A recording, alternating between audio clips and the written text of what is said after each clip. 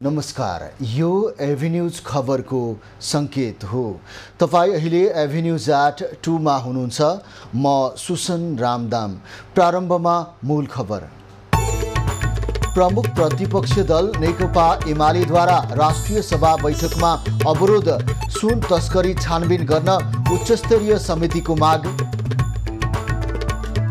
संसदमा भूमिका सशक्त बनाउन माओवादी अध्यक्ष दाहालको पार्टीका सांसदलाई निर्देशन। संसदीय समितिमा भागभण्डा मिलेको दाबी। ललिता निवास जग्गा प्रकरणमा 4 पूर्व मन्त्री विरुद्ध पक्राउ पूर्जी जारी। गक्षेदार जोशी श्रेष्ठ र शाहमाथि सिआइबी को थप छानबिन। कालो सुनले परिचित अलैँचीको भाउ 10 वर्ष यताकै उच्च। मुख्य नगदी बालीले राम्रो भाउ पाएसँगै किसान तथा व्यवसायी उत्साहित। र कम्बोडियाको नयाँ प्रधानमन्त्रीमा हुन सेनका छोरा हुन मानेट नियुक्त। भदौ 5 गते संसदमा विश्वासको मत लिने।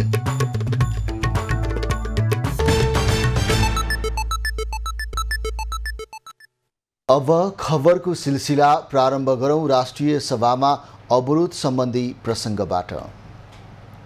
प्रमुख प्रतिपक्ष दल नेकपा एमालेले राष्ट्रिय सभाको बैठकमा अवरोध कायमै राखेको छ। आजको बैठकमा पनि एमालेले अवरोध कायमै राखेको हो। एमाले सांसद दिलकुमारी रावल पार्वतीले सुन तस्करी प्रकरणबारे छानबिन गर्न उच्चस्तरीय समिति गठन नभएसम्म बैठक चल्न नसक्ने बताइन्। 1 क्विन्टल सुन तस्करी प्रकरणबारे छानबिन गर्न उच्चस्तरीय समिति बनाउनु पर्ने उनको माग छ। यत्रो मात्रामा चाहिँ सुन तस्करी भइरहेको छ, त्यस विरुद्ध सरकारका सुरक्षा अङ्गहरू के गरिरहेका छन् आज हामीले देखिरहेका छौँ। राजस्व छलीसँग सम्बन्धित भनेर भनिरहेको छ, सङ्गठित अपराधसँग पनि यो मुद्दाहरू छ। सरकारका मन्त्रीहरूका कुराहरू विवादास्पद आइरहेका छन्। नेपालको छविसँग यो जोडिएको सुन काण्ड सरकार वर्तमान सरकारले मात्र छानबिन गरे सम्भव छैन।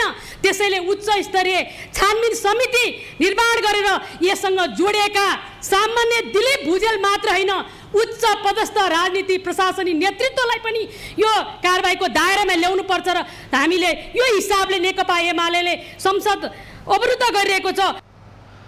अवरोधपछि राष्ट्रिय सभा अध्यक्ष गणेश तिमिल सिन्हाले पनि आजकै बैठकबाट समस्याको निकास निकाल्न सदनको रोस्टमबाट शीर्ष नेताहरूलाई ध्यान आकर्षण गराए।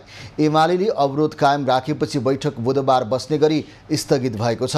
प्रमुख प्रतिपक्ष दल एमालेले सुन काण्डबारे छानबिन गर्न उच्चस्तरीय छानबिन समिति बनाउन माग गर्दै पछिल्लो 2 सातादेखि संसदमा अवरोध गर्दै आएको छ। प्रतिपक्षको अवरोधका कारण बैठक नियमित एजेन्डामा प्रवेश गर्न सकेको छैन। प्रधानमन्त्री पुष्पकमल दाहालले संसदमा आफ्नो भूमिकालाई वृद्धि गर्न पार्टीका सांसदहरूलाई निर्देशन दिएका छन्। आज सिंहदरबारमा बसेको पार्टीको संसदीय दलको बैठकमा बोल्दै प्रधानमन्त्री दाहालले सांसदहरूलाई संसदभित्र आफ्नो भूमिकालाई वृद्धि गर्न निर्देशन दिएका हुन्। बैठकपछि प्रमुख सचेतक हितराज पाण्डेले सुशासन, समृद्धि र सामाजिक न्याय सहितको रूपान्तरणका लागि संसदमा भूमिकालाई बढाउनु पर्ने प्रधानमन्त्री दाहालको निर्देशन रहेको जानकारी दिए। सम्मान्य प्रधानमन्त्रीज्यूले मान्य उपप्रधानमन्त्रीज्यूले निर्देशित गरेको र उहाँले आफूलाई विचार सम्प्रेषण गरेको विषयवस्तु के हो भने सुशासनका जति पनि विषयवस्तुहरू छन् त्यसमा हामी यसका अन्त्यसम्म अगाडि बढ्छौँ।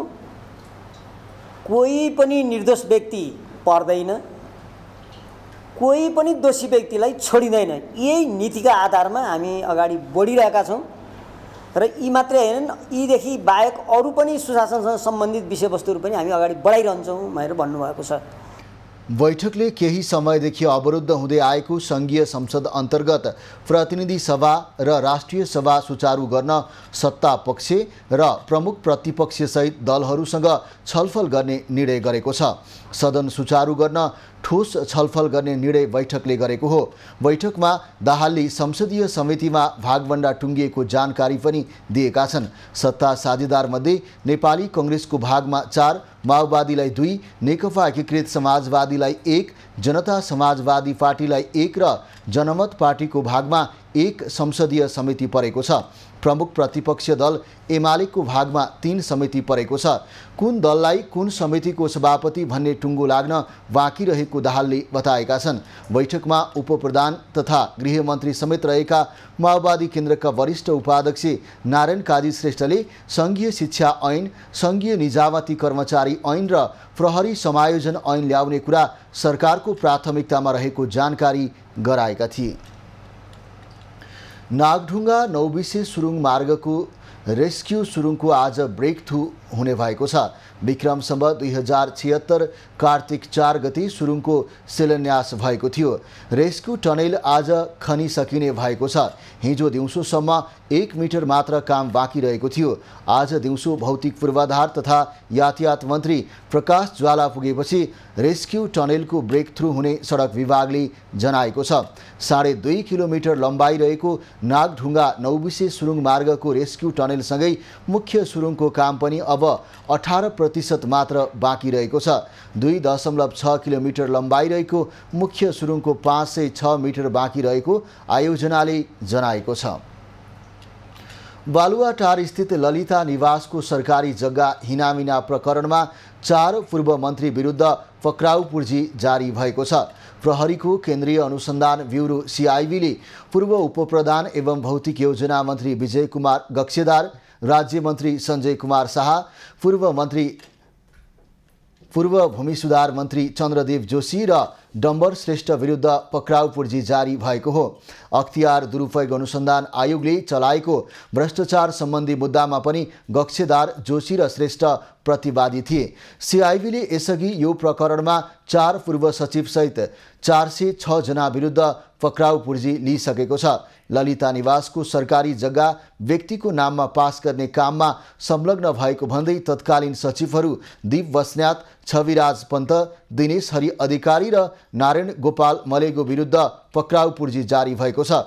पूर्व सहसचिव सुधीर शाह पक्राउ परिसकेका छन् भने अख्तियार दुरुपयोग अनुसन्धान आयोगका पूर्व प्रमुख आयुक्त समेत रहेका दीप बस्न्यात फरार छन्। 112 रोपनी 4 आना 1 पैसा जग्गा हिनामिना प्रकरणमा 4वटा मुद्दामा प्रहरीले अनुसन्धान गरिरहेको छ। पूर्व मन्त्री चन्द्रदेव जोशीले ललिता निवासको जग्गा प्रकरणमा मन्त्री परिषदबाट निर्णय हुँदा आफू मन्त्री पदमा नरहेको प्रश्न पारेका छन्। आफूलाई समेत पक्राउ पूर्जी जारी भएको सन्दर्भमा अनुसन्धान गर्ने निकायलाई पुरा सहयोग गर्ने बताएका 85 वर्षीय वयोवृद्ध नेता जोशीले सोमबार प्रेस विज्ञप्ति मार्फत 2069 असोज 18 गते ललिता निवासबारे मन्त्री परिषदमा निर्णय हुँदा आफू मन्त्री पदमा नरहेको समेत प्रश्न पारेका हुन्। जोशीले त्यसअघि असोज 4 गते मन्त्री पदबाट राजीनामा दिएको स्मरण गर्दै सामाजिक समितिमा सो प्रस्ताव जाँदा पनि आफू पदमा नरहेको दाबी गरेका छन्। उनले यसअघि अदालतको मानहानि हुने अवस्था आएपछि लियाजो एजेन्सीको मन्त्रीका रूपमा मन्त्री परिषदमा प्रस्ताव लैजान सहमति पत्र दिएको भन्दै निर्णय प्रक्रियामा सहभागिता नरहेको समेत प्रस्ताएका हुन्। तत्कालीन नेकपा संयुक्तबाट डाक्टर बाबुराम भट्टराई नेतृत्वको सरकारमा भूमि सुधार मन्त्री रहेका जोशीलाई समेत अख्तियारले पनि मुद्दा चलाएको थियो।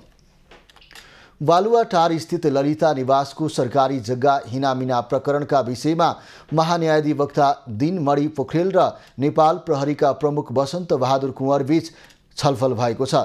सर्वोच्च अदालतको आइतबारको आदेशपछि उनीहरूबीच आज छलफल भएको हो। कुमार चुडाल र अनिल कुमार सिन्हाको इजलासले मन्त्री परिषदको निर्णयमाथि पनि अनुसन्धान गर्न आदेश दिएको थियो। त्यसपछि 2 पूर्व प्रधानमन्त्रीहरू डाक्टर बाबुराम भट्टराई र माधव कुमार नेपालमाथि अनुसन्धान गर्ने बाटो खुलेको थियो। सर्वोच्चको उक्त आदेशपछि को माथि अनुसन्धान अघि बढ्छ, अबको अनुसन्धान कसरी अघि बढाउने भन्ने लगायतका विषयमा छलफल गर्न प्रहरी प्रमुख कुँवरले महान्यायाधिवक्तासँग परामर्श गरेका हुन्। सुन तस्करी प्रकरणमा पक्राउ परेका 17 जना आरोपीहरूलाई राजस्व अनुसन्धान विभागबाट प्रहरीको केन्द्रीय अनुसन्धान ब्युरो CIB को हिरासतमा ल्याइएको छ। राजस्व अनुसन्धान विभागबाट थप मिसिल अध्ययन र अनुसन्धान गर्न भन्दै पत्र आएसँगै सबै अनुसन्धानको मिसिल र आरोपीहरूलाई पनि CIB मा ल्याएर अनुसन्धान थालिएको हो। CIB ले आज अनुसन्धान अधिकृत तोकेर मिसिलको अध्ययन तथा थप अनुसन्धान अघि बढाउने तयारी गरेको छ। यसअघि बिहिबार प्रधानमन्त्री पुष्पकमल दाहालले अनुसन्धान गर्ने जिम्मा CIB लाई दिन निर्देशन दिएका थिए। उनको निर्देशन लगत्तै आवश्यक प्रक्रिया पुर्याएर थप अनुसन्धानको जिम्मा CIB लाई हस्तान्तरण गरिएको हो। सो प्रकरणमा अब CIB ले आर्थिक लगायत सङ्गठित र अन्तर्देशीय अपराधको सन्दर्भमा पनि अनुसन्धान थाल्नेछ। विभागले यही साउन 3 गते त्रिभुवन अन्तर्राष्ट्रिय विमानस्थलको भन्सार कार्यालय अगाडिबाट ब्रेक सुमा हालेर ल्याइएको अन्दाजी 100 किलो सुन बरामद गरेको थियो। सुन अहिले परिमाण यकिन गर्न नेपाल राष्ट्र बैङ्कको टक्सार महाशाखामा राखिएको छ। अहिलेसम्म उक्त घटनामा संलग्न रहेको आरोपमा 18 जना पक्राउ परेकोमा बिरामीको कारण 1 जनालाई तारिखमा छाडिए पनि 17 जना हिरासतमा रहेका छन्। नेपाल समाजवादी पार्टीका अध्यक्ष तथा पूर्व प्रधानमन्त्री डाक्टर बाबुराम भट्टराईले ललिता निवास जग्गा प्रकरणमा आफ्नो प्रधानमन्त्रीत्व कालमा भएका सबै निर्णयको निष्पक्ष छानबिन गरी कारबाही गर्न आग्रह गरेका छन्। आज बिहान सामाजिक सञ्जालमा लेखेर उनले ललिता निवास प्रकरणमा सर्वोच्च अदालतले दिएको निर्देशन अनुरूप छानबिन भए पूर्ण रूपले सहयोग गर्ने बताएका हुन्। उनले ललिता निवास लगायत जुनसुकै प्रकरणमा मन्त्री परिषद लगायत सबै तहबाट भएका निर्णयमाथि निष्पक्ष छानबिन गरी कानुन विपरीत भएको भए जतिसुकै उच्च तहको भए पनि कानुन अनुसार कारबाही गर्नुपर्ने उल्लेख गरेका छन्। उनले आफूले अख्तियार दुरुपयोग अनुसन्धान आयोगले छानबिन गर्दा पनि सहयोग गरेको भन्दै त्यति बेला पत्रिकामा प्रकाशित आफ्नो बयानको कटिङ समेत संलग्न गरेका छन्।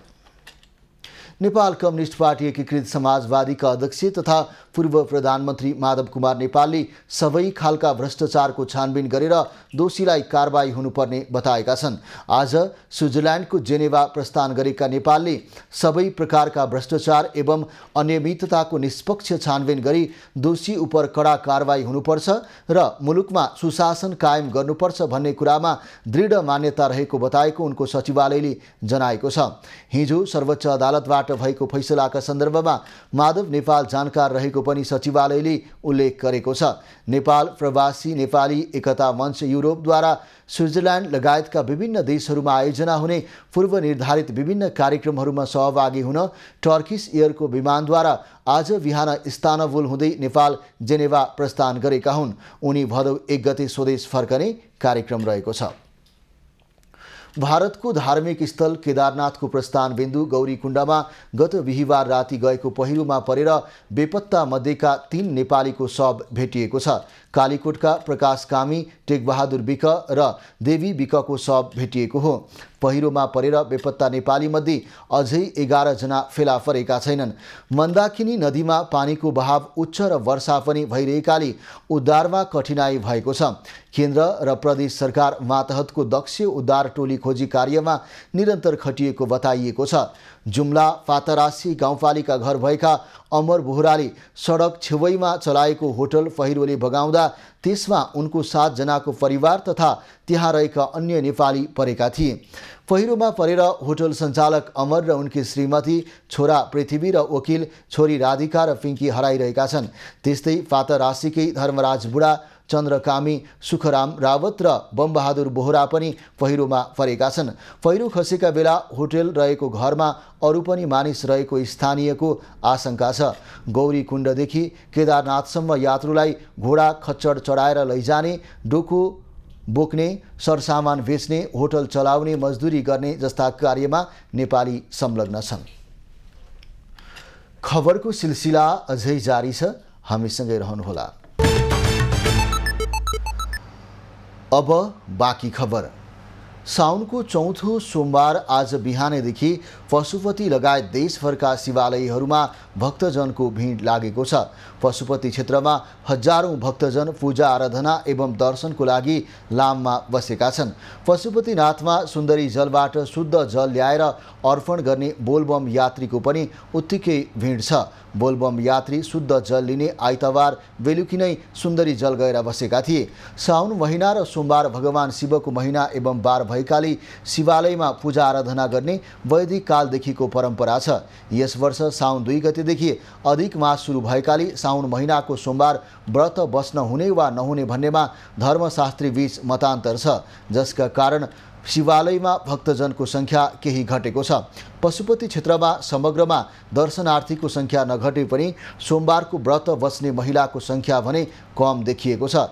यस वर्ष साउन महिनामा 5 वटा सोमबार परेका छन्। साउनको 1, 8, 15, 22 र 29 गते सोमबार परेको छ। साउन 1 गते बाहेकका सबै सोमबार भने अधिक मासभित्र परेका छन्। प्रत्येक वर्ष साउन महिना र सोमबार भगवान शिवजीको विशेष पूजा आराधना गर्ने महिना एवं बार भएकाले व्रत गर्न हुने भन्ने मान्यताका आधारमा अन्य शिवालयमा पनि भक्तजनको भने भिड देखिएको हो। राजधानीको गोकर्णेश्वर, नागेश्वर, डोलेश्वर, बसन्तपुर स्थित सानो पशुपतिनाथ भनेर चिनिने मक्खन महादेव लगायत महादेव मन्दिरमा पनि भक्तजनको भिड लागेको छ। आँखा पाक्ने रोगको संक्रमण देशभर प्रकोपको रूपमा फैलिएको छ। संक्रमणकै कारण उदयपुर, तनहुँ, चितवन, धनुषा, सिन्धुली, नवलपरासी लगायतका केही विद्यालय बन्द भएका छन्। प्रकोप फैलिएको ठाउँमा रहेका अस्पतालका डाक्टर र अभिभावकको आग्रहमा विद्यालय बन्द भएका छन्। काठमाडौँको तिलगङ्गा अस्पतालमा पनि दैनिक 100 भन्दा बढी बिरामी उपचारको लागि पुग्न थालेका छन्। धेरै ठाउँमा प्रकोपको रूपमा संक्रमण फैलिरहेकाले महामारी फैलने खतरा रहेकाले सतर्कता अपनाउन चिकित्सकको आग्रह छ। धेरै ठाउँमा प्रकोपको रूपमा संक्रमण फैलिरहेकाले महामारी फैलने खतरा रहेकाले सतर्कता अपनाउने उनीहरूको भनाइ छ। यो रोगबाट जोगिन हातले आँखा नछुने, बारम्बार हात धुने र संक्रमित बिरामीबाट टाढै रहनुपर्ने हुन्छ। सामान्यतया यो रोग 1 देखि 2 हप्ताभित्र निको हुने गर्दछ। सावधानी नअपनाए जथाभावी औषधिको प्रयोग गरी दृष्टि नै गुम्ने खतरा चिकित्सकले औँल्याएका छन्। तिलगङ्गा आँखा प्रतिष्ठानमा गत जुलाई यता 630 जनाले आँखा पाकेको उपचार गराएका छन्। आँखा रातो हुने, संक्रमण हुने बिरामी बढ्दै गएपछि अस्पतालले छुट्टै रेड आई क्लिनिक सञ्चालन गरेको छ। कीर्तिपुर आँखा अस्पतालको ओपिडीमा आइपुग्ने मध्ये झन्डै 50% बिरामीमा कन्जिक्टिभाइटिसको समस्या देखिने गरेको छ।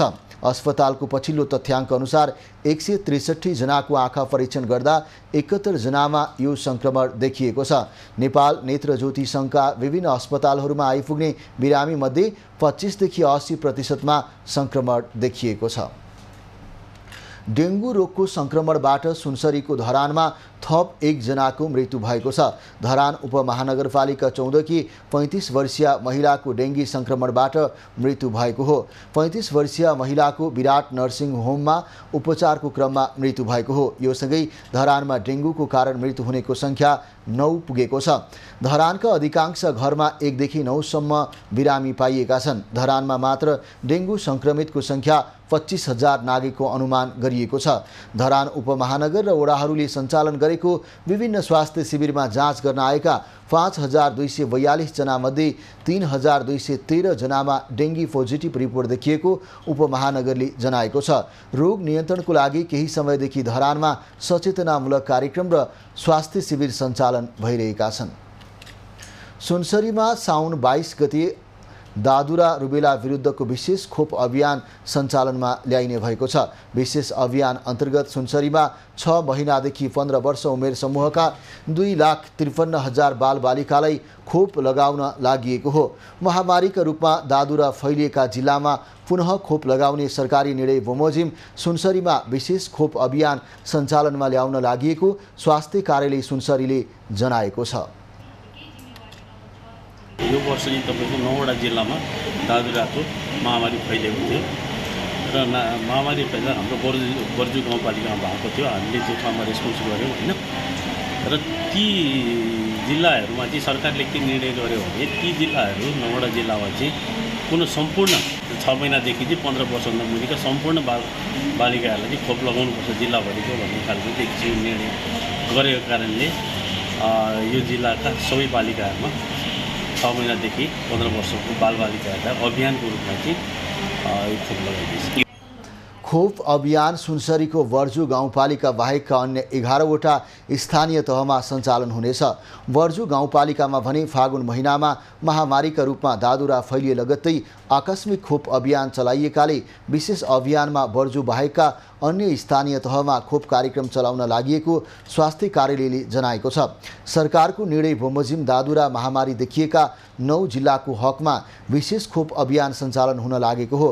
स्वास्थ्य कार्यालय सुनसरीले विशेष खोप अभियान विद्यालयमा केन्द्रित हुने जनाएको छ। पालिकामा रहेका सबै विद्यालयलाई केन्द्र बनाएर खोप लगाउने अभियानमा स्वास्थ्य कर्मीको टोली परिचालन गरिने स्वास्थ्य कार्यालयले जनाएको छ। कान्ति बाल अस्पतालमा शैय्याको अभाव हुँदा बिरामीहरू मर्कामा परेका छन्। बालबालिकाहरूको रेफरल अस्पतालको रूपमा रहेको कान्ति बाल अस्पतालमा मृगौला रोगको उपचार, बाल क्यान्सर, बाल मानसिक रोगको उपचार हुँदै आएको छ। यस्तै बालबालिकाहरूको एन्डोस्कोपी सेवा, मुटु रोगको ओपीडी सेवा सञ्चालन हुने गरेको छ। अहिले रुगाखोकी, निमोनिया, ज्वरो र केही मात्रामा झाडा पखलाका बिरामीहरूको चाप छ। पर्याप्त शय्या नहुँदा उपचारमा अप्ठ्यारो भएको अस्पतालले जनाएको छ। हाम्रो अहिले बेड 330 बेडले पनि धान्न सकेको छैन। बेडमा अहिले एउटा जस्तो इमर्जेन्सीमा तपाईहरु जानुभयो भने एउटा बेडमा 2-3टा बच्चा बसेको, अब्जर्भेसन वार्डमा 24 घण्टामा 3-4वटासम्म बच्चा बसेको भेट्नुहुन्छ। 25वटा बेडको हाम्रो अब्जर्भेसन र 25 बेडको इमर्जेन्सी छ। त्यो हेर्दाखेरि अब त एउटा बेडमा खप्टेर बस्दाखेरि एउटै 25 बेडमा पनि 50-60 जना 70 जनासम्म बालबालिका राख्नुपर्ने स्थिति भएको छ। अस्पतालमा 330 शय्या छ। अस्पतालमा पर्याप्त शय्या नहुँदा एउटा बेडमा 3 जनासम्म खप्टेर बस्नुपर्ने स्थिति देखिएको हो। अस्पतालमा नर्सिङ जनशक्तिको पनि अभाव रहेको छ। अस्पतालमा 1 जना नर्सले 6 देखि 8 जना बिरामीलाई सेवा पुर्याउनु पर्ने अवस्था रहेको छ। अस्पतालमा कम्तीमा पनि 500 जनाको हाराहारीमा नर्सिङ जनशक्ति चाहिने बताइएको छ। आकस्मिक बाहेक शल्यक्रियाका लागि 6 महिनादेखि 1 वर्षसम्म कुर्नुपर्ने बाध्यता रहेको छ। अस्पतालले मृगौला रोगको उपचार, बाल क्यान्सर, बाल मानसिक रोगको उपचार, इन्डोस्कोपी, मुटु रोगको ओपीडी सञ्चालन गर्दै आएको छ। दैनिक 20 देखि 30 वटा अपरेसन हुने गरेको जानकारी दिएको छ।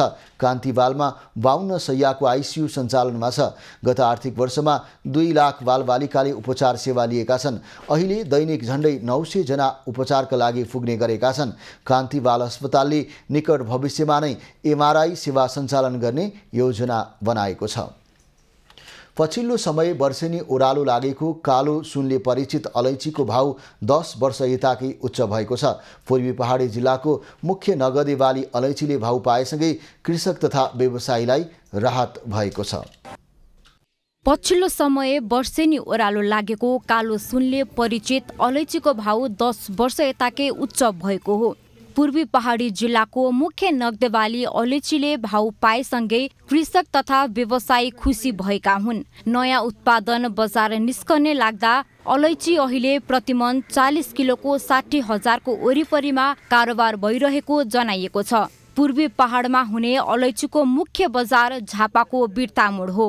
बिर्तामोडमा भण्डारण भएर अलैँची भारत सहित तेस्रो मुलुक निर्यात हुने गरेको र अहिले भाउ बढेपछि व्यवसायी तथा निर्यातकर्तासँग भएको अलैँचीको स्टक सबै निर्यात भइसकेको नेपाल अलैँची व्यवसायी महासंघले जनाएको छ। अन्तर्राष्ट्रिय मार्केट मुख्य रूपमा भारत भनौँ यसलाई हैन, अब यो चाहिँ बजारहरूमा चाहिँ आउने बजारमा को जुन सिजनमा आउने प्रोडक्सन उत्पादन पनि घट्ने र सँगसँगै अहिले पनि स्टकमा नभएको कारणले गर्दा चाहिँ अलि यसलाई अलिकति धेरै होल्ड गरेर स्टक गरेर त्यहाँ जति अलैँची छ त्यसलाई चाहिँ बेचबिखनमा चाहिँ नभएको कारणले गर्दा चाहिँ यसको मूल्य वृद्धि भइरहेको अवस्था छ। भदौ महिनादेखि कार्तिक मङ्सिरसम्म अलैँचीको नयाँ उत्पादन बजार निस्कन थाल्छ। अन्तर्राष्ट्रिय बजारमा अलैँचीको माग बढेको र कृषक तथा व्यापारीसित माग अनुसार अलैँची पर्याप्त नहुँदा अहिले वात्ते भाउ बढेको महासंघको भनाइ छ। तर मूल्यमा वृद्धि भए पनि अलैँचीमा देखिएका विभिन्न समस्याका कारण आउँदो सिजनको उत्पादन घट्ने चिन्ता महासंघ तथा किसानमा छ। पछिल्लो चरणमा उत्पादनमा चाहिँ केही ह्रास भएको अवस्था थियो भने अब यो आउने सिजनमा पनि अब यो आउने उत्पादनहरू चाहिँ एकदमै घटेर आउने सम्भावना 50% भन्दा ज्यादा चाहिँ उत्पादन घट्ने सम्भावना भएको र सँगसँगै अघि पनि मैले भने यो अहिले हामीसँग फिलहाल मतलब अहिले हामीसँग भएको स्टक चाहिँ एकदमै न्यून मात्रै भएको र हामीले सबै हाम्रा हामीसँग भएका या किसानसँग साना व्यवसायी हामी निर्यातकर्ता जति पनि छौँ हामी सबैसँग भएको मालहरू चाहिँ निर्यात भइसकेको अवस्थाले गर्दा चाहिँ अलिकति मूल्य वृद्धि भएको अवस्था छ र अझै पनि आउने सिजन चाहिँ कम हुने सम्भावनाले गर्दा केही वृद्धि हुन सक्छ भन्ने सम्भावना चाहिँ देखिन्छ। समग्र कृषकहरूको चाहिँ उत्पादन कृषकले गर्ने त चाहिँ यसको अब भदौदेखि होइन सुरु भएर असोज कार्तिक मङ्सिरसम्म यसको चाहिँ मल्टी सिजन हो अलैँची उत्पादन गर्ने होइन।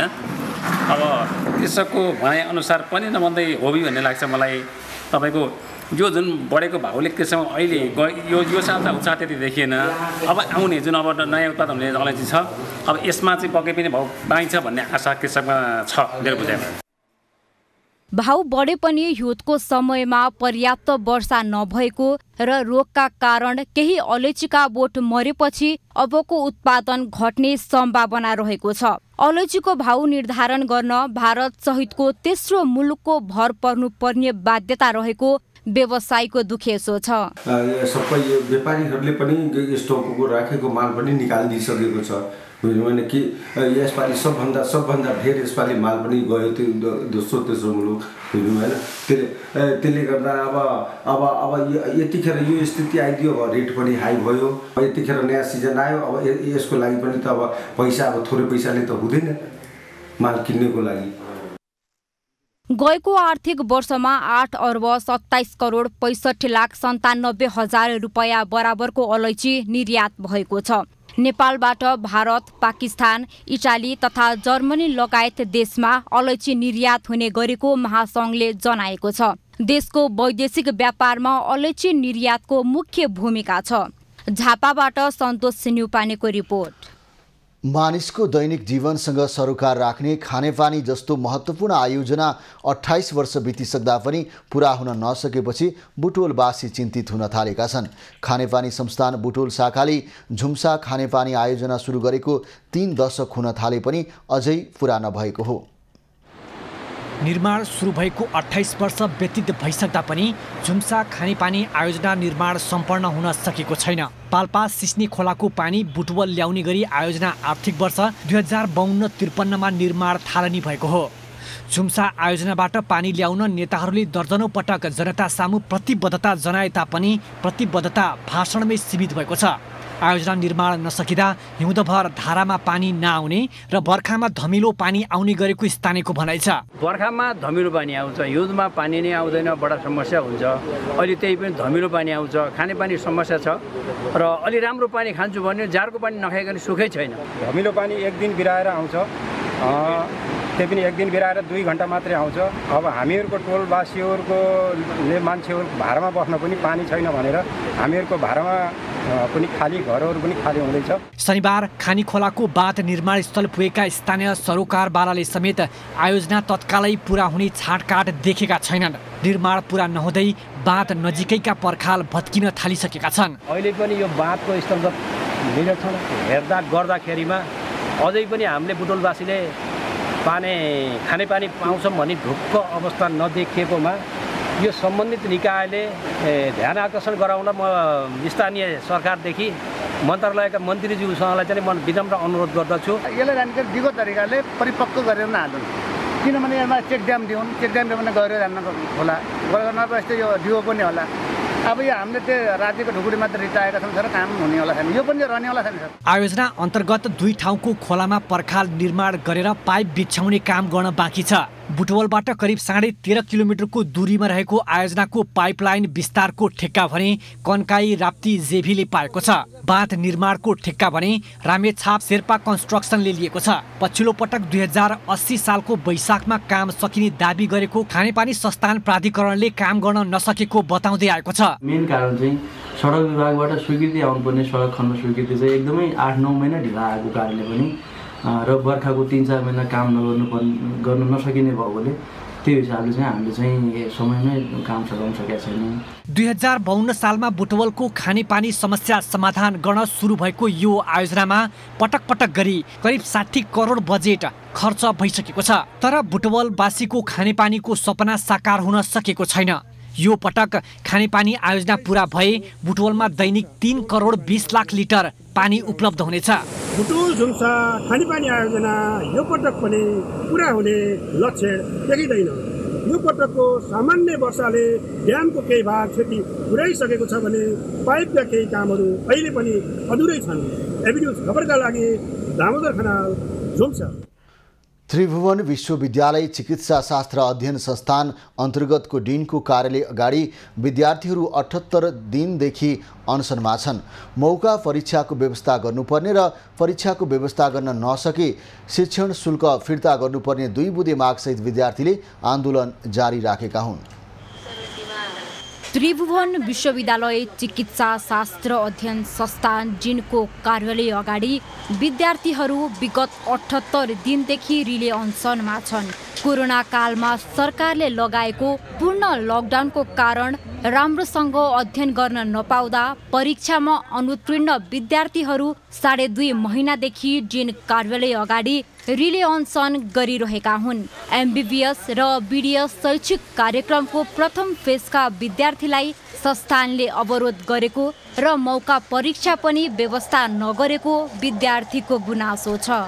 हामीले सेकेन्ड इयरमा फेल भए पनि थर्ड इयरमा जान पाउनुपर्छ हैन, र हामीले सेकेन्ड इयरको कुनै ब्याक पेपर छ भने हामी थर्ड इयरमा गएर पनि कटाउँदा हुन्छ। तर आइएमले हुँदै नभएको नियम देखाएर हामीलाई सेकेन्ड इयरबाट उनीहरूले हामीलाई खेदिरहेछन्। हामीले सेकेन्ड इयरबाट तिमी फेल भयो, अब तिमीहरू घर जाऊ हैन, यसरी उनीहरूले हामी गरिरहेछन्। यो अन्यायका विरुद्धमा हामीले यो अनसन बसेका छौँ। विगतका वर्षहरूमा मौका परीक्षाको व्यवस्था गरिएको हुनाले आफूहरूले पनि एउटा मौका परीक्षा दिन पाउनुपर्ने उनीहरूको माग छ। मौका परीक्षाको व्यवस्था गर्न नसके पढ्न नपाएको तेस्रो, चौथो र पाँचौं वर्षको शिक्षण शुल्क फिर्ता हुनुपर्ने उनीहरूको अडान छ। टिम बस्छ 50 सालमा कसैले मन परेर उनीहरूले के आधारमा ब्यारियर लगाइदिए हैन, 50 सालमा लागेको ब्यारियर 2050 सालमा लागेको ब्यारियर यसै आफ्नो मनले लगाइदिए ब्यारियर। त्यो ब्यारियरको कारणले गर्दा हरेक वर्ष विद्यार्थी भुगतिरहेछन्। विद्यार्थी फेरि एकजना दुईजना 50 जना विद्यार्थीको सवाल छ। हजुर एकजना विद्यार्थीबाट 50 लाख निस्किन्छ भने 50 लाख इन्टु 50 गर्नुस् न कति रकम पुग्न जान्छ। मेडिकल कलेजले त त्यो पचाएर राखेको छ। अनसनमा बसेका विद्यार्थीहरूले शिक्षा मन्त्री, त्रिभुवन विश्वविद्यालयका उपकुलपति र स्वयं चिकित्सा शास्त्र अध्ययन संस्थानले आफ्नो गुनासो नसुनेको आरोप समेत लगाएका छन्। जिनको कार्यालयले भने 2076 मा भएको मौका परीक्षा नियम विपरीत भएको र त्यसयता कुनै पनि मौका परीक्षाको व्यवस्था नगरिएको स्पष्ट पारेको छ। आर्थिक र त्यो चाहिँ हाम्रो प्रशासनिक चाहिँ हाम्रो उनीहरू कन्ट्रोल होइन, उनीहरू त्यो हिसाबमा चाहिँ सहायता चाहन्छन्। कुनै पनि चिजमा चाहिने भन्दा एउटा सामानै किन्दा पनि पर्ने मूल्यभन्दा बढी पैसा लिएको हो भनेदेखि चाहिँ त्यसको लागि उजुरी गर्ने ठाउँहरू छन्। मेरो विचारमा नेपाल सरकारमा नै त्यसको व्यवस्था छ होला। गलत काम गरेको लागि त्यसको गलत कामको सजाय दिने र त्यसको इन्भेस्टिगेसन गर्ने त्यो चाहिँ सम्बन्धित संस्थामै जानुपर्छ होला। अहिलेसम्मको विद्यार्थी आन्दोलनका क्रममा प्रहरीको कुटाइबाट 4 जनाको हात खुट्टा भाँचिएको, अवरोधकै कारण 4 जनाले आत्महत्या गरेको विद्यार्थीको दाबी छ। शिक्षण शुल्कको नाममा संस्थाले 300 विद्यार्थीहरूबाट लिएको 1 अर्ब 86 करोड 60 लाख रुपैयाँ फिर्ता गर्नुपर्ने अनसनरत विद्यार्थीहरूको अडान छ। क्यामेरामा शैलेन्द्र गोविन्द अमात्यका साथ यशोदा चौलागाई, काठमाडौँ। धरानमा सुकुम्बासी नौलो नभएर वर्षौंदेखिको समस्या हो। राजनीतिक दलले पटक पटक आश्वासन दिएको सुकुम्बासी समस्या समाधानका लागि केही समय यता धरानमा पहिचानको काम अघि बढेको छ। धरान उपमहानगरपालिकाको जटिल समस्याको रूपमा रहेको सुकुम्बासी समस्यालाई लिने गरिएको छ। सोही समस्या समाधानका लागि धरान उपमहानगरपालिका 16 नम्बर वडा समितिले पहल गरिरहेको छ। धरान 16 मा अधिकांश सुकुम्बासी बस्तिरहेका छन्। यो समस्या विकराल समस्या भएकाले यसलाई राजनीति गर्ने सिडीको रूपमा नलिई समाधान गर्ने उद्देश्यले काम सुरु गरिएको जनप्रतिनिधिहरूले बताएका छन्। पहिलेदेखि कथा जस्तो भइसक्यो यो जुनसुकै सरकार आए पनि सुकुम्बासीलाई चाहिँ लालपूर्जा दिनुपर्ने एउटा राजनीति गर्ने भाँडोको रूपमा जुन प्रयोग भइरहेछ अब यसलाई चाहिँ सार्थकतातिर लानुको लागि हामी पनि अलिकति तदारुकताका साथ लाग्नुपर्छ भन्ने हिसाबले हामीले पनि अलिकति बढी फोकस गरिराखेको अवस्था छ।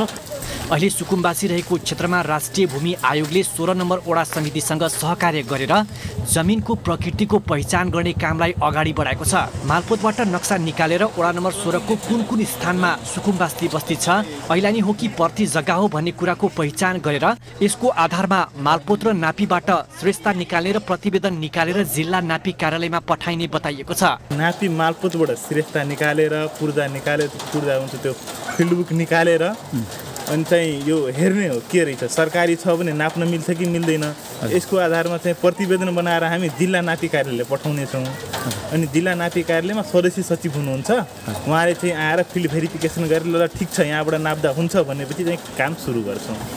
सुकुम्बासीका स्थानीयहरूले सम्बन्धित निकायबाट आउने र सर्वे गर्ने काम बारम्बार भइरहने तर समस्या समाधान नहुने भएकाले यो पटक पनि यो समस्या समाधान भइहाल्नेमा स्थानीय ढुक्क छैनन्।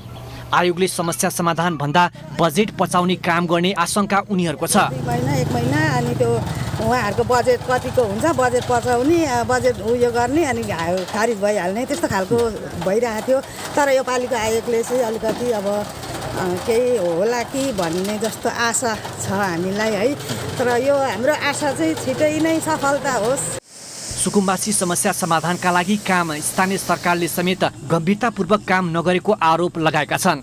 धरान सोरबको विभिन्न स्थानमा सुकुम्बासी बस्तीमा सयौं घर छन्।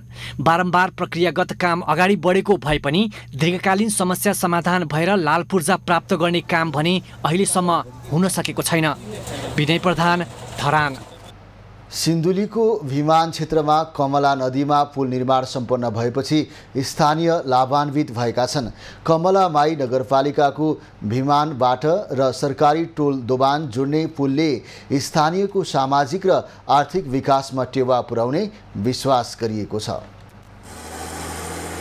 सिन्धुली जिल्लाको कमलामाई नगरपालिका वडा नम्बर 9 र 10 जोड्ने यो निर्माण सम्पन्न भएको पुलमा छौँ। हामी पृष्ठभूमिमा देखिरहेका छौँ यो पुल निर्माण सम्पन्न भएको छ।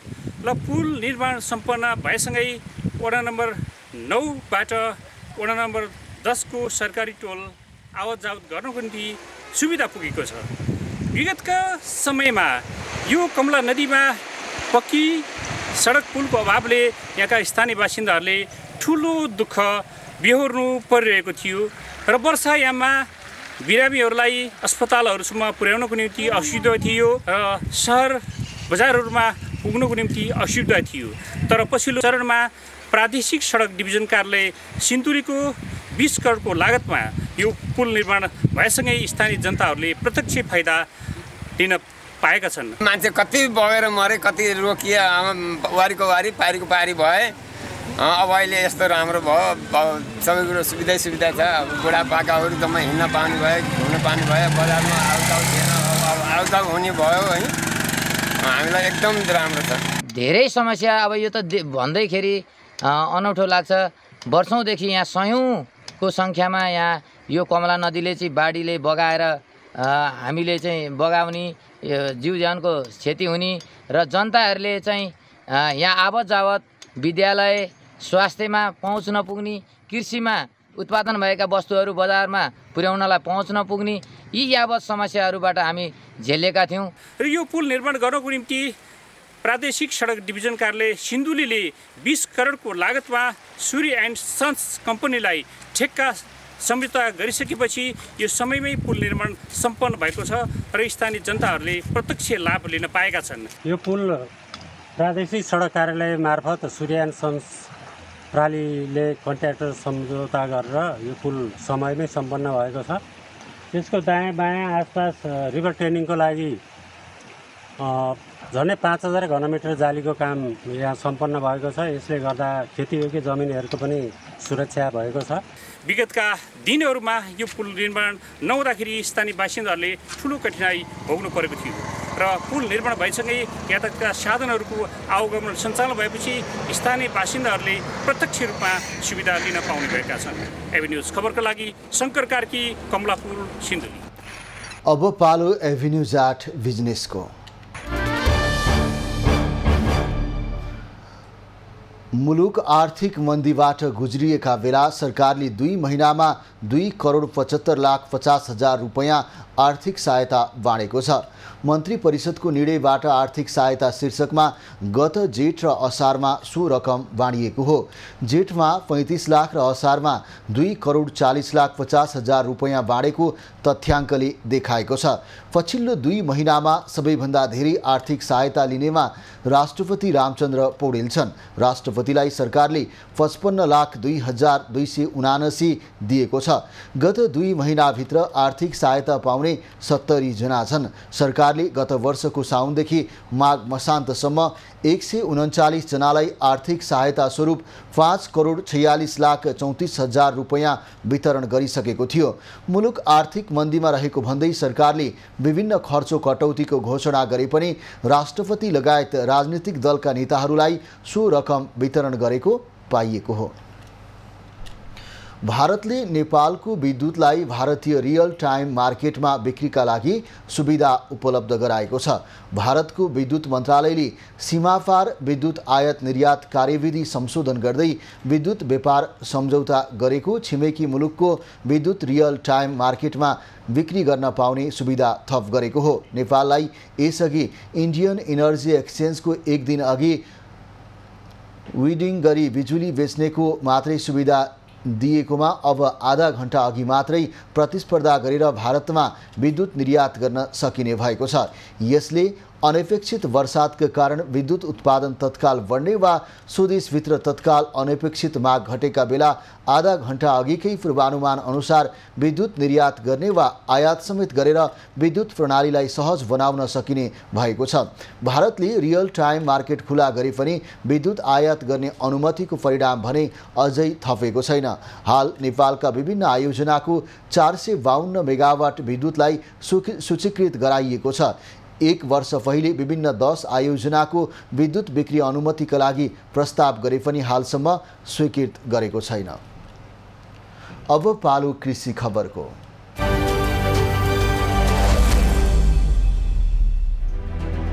कृषि खबरको साथमा सम्पूर्ण कृषि सेवाको लागि agri Nepal soil to sale.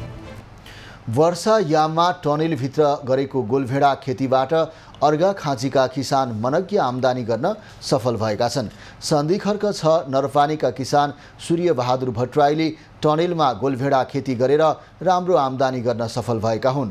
उत्पादित गोलभेडा बिक्रीका लागि बजारको पनि समस्या नभएको किसान भट्टराईको भनाइ छ। मैले सुरुमा पहिलो वर्ष मैले यी टनल माथि जो काँक्रो छ त्यहाँ मेरा 2टा टनल थिए। मैले पहिलो वर्ष 2टा टनल लाउँदा मैले 45,000 रुपियाँ कमाएँ। एक पश्चात खरेल सर आउनुभयो, उहाँसित मेरो ठुलो दोस्ती भयो। उहाँ भइसकेपछि उहाँले यो कृषि क्रान्ति गर्नैपर्छ, सुरुदेखि तपाईँले तरकारी खेती गर्नैपर्छ भन्नु उहाँ आइसकेपछि मैले टनल बढाएँ। त्यसपछि दोस्रो वर्षबाट 2.5-3 लाख हुँदै हिँड्दै अहिले 5-7 लाखको सेरोफेरोमा मेरो आम्दानी भइरहेछ। 2 लाख रुपियाँ मैले काम गरेको यी ठिकै चाहिँ देख्नु टनलले मैले आफै बनाएको मान्छे लगाउनु न मेरो सानो फर्म छ। अब 2 जनाले हामीले काम गर्छौँ, हामीलाई आनन्द छ यसैमा। भट्टराईले यो सिजनमा 15 किलो गोलभेडा बिक्री गरेका छन्। उनको उत्पादन नरपानी बजार र सुपा देउराली बजारमा बिक्री हुने गरेको छ। जिल्ला कृषि विकास कार्यालयको प्रेरणाले तरकारी खेतीमा लागेका भट्टराईले काँक्रो, घिरौँला, बन्दा, काउली लगायतका तरकारीबाट वार्षिक 7-8 लाखसम्म आम्दानी गर्दै आएका छन्। उनलाई टनेल निर्माणको लागि कृषि ज्ञान केन्द्रले 1 लाख अनुदान समेत उपलब्ध गराएको छ। खबरको सिलसिला अझै जारी छ, हामीसँगै रहनुहोला। अब पालो खास खबरको।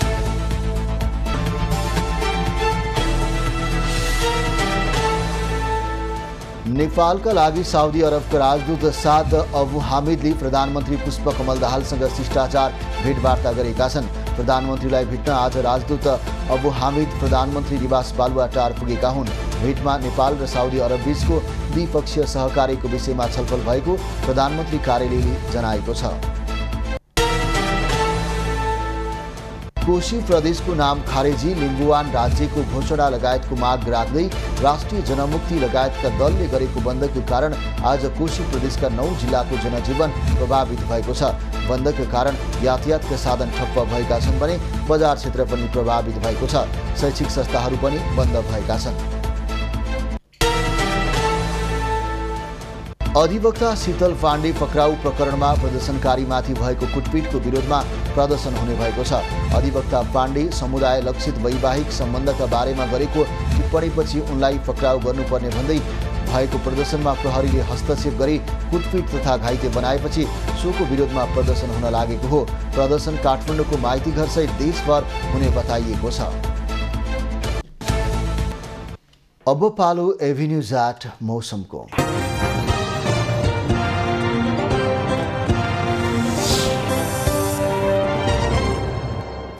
हाल देशभर सामान्यदेखि पूर्ण बदलिरही बागमती, गण्डकी र लुम्बिनी प्रदेशका केही र कोशी, कर्णाली र सुदूरपश्चिम प्रदेशका थोरै स्थानहरूमा हल्कादेखि मध्यम वर्षा भइरहेको छ। दिउँसो कोशी, बागमती र गण्डकी प्रदेशका थोरै स्थान र मधेस तथा लुम्बिनी प्रदेशका 1-2 स्थानमा मेघ गर्जन, चट्याङसहित भारी वर्षाको समेत सम्भावना रहेको छ। साथै कोशी, बागमती र गण्डकी प्रदेशका 1-2 स्थानमा धेरै भारी वर्षाको पनि सम्भावना रहेको जल तथा मौसम पूर्वानुमान महाशाखाले जनाएको छ। आज काठमाडौँ उपत्यकाको अधिकतम तापक्रम 25 डिग्री सेल्सियस र न्यूनतम तापक्रम 20 डिग्री सेल्सियसका बीचमा रहने अनुमान गरिएको छ। आज सूर्योदय बिहान 5:29 भयो भने सूर्यास्त 6:49 हुनेछ। आज देशभरको मौसम कस्तो रहला त हेरौँ देशका विभिन्न स्थानको अनुमानित मौसमी अवस्था।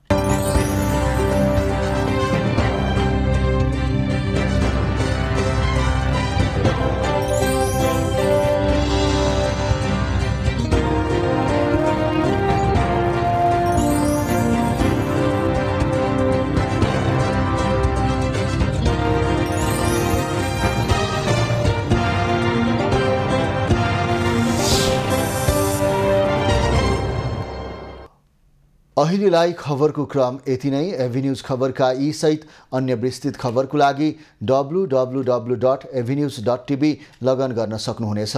युट्युब, फेसबुक र ट्विटरमा पनि हामीलाई फलो गर्न सकिनेछ।